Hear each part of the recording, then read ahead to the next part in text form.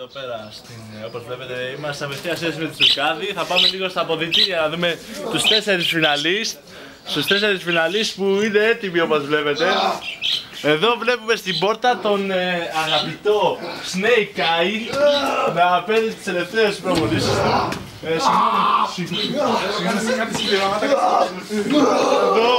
Εδώ τα κάνει συμπληρώματα από τον κύριο. Βλέπετε εδώ τα συμπληρώματα. Αυτός είναι ο Σαφτάρης Μεν, ο Ράμπο Μεν και φυσικά το Outsider, ο Muscle Mania. Από εκεί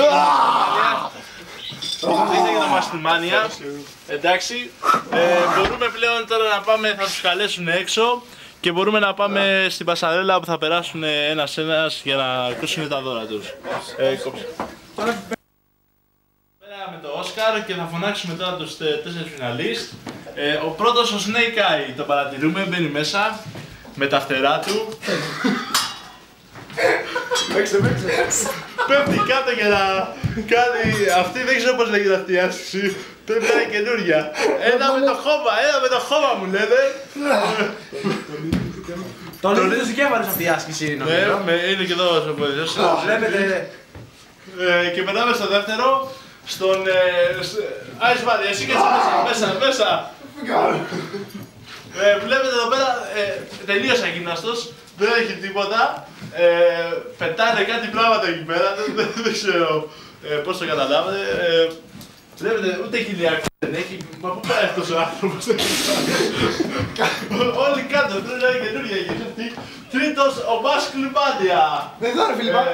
Εκεί παρακαλώ πολύ. Βλέπετε, τι κοιλιακούς, τι τρικέφαλοι, όλα πετάγονται, είναι σίγουρα το φαβορί. Το παρακολουθείτε. Φοράει παπούτσι δίπλα. Ναι, δεν κάνουμε εμείς, προϊόντας και τελευταίος, το φαβοριτερότερο αγαπητοί μου. Ο Πέτρας, ο Stoneman.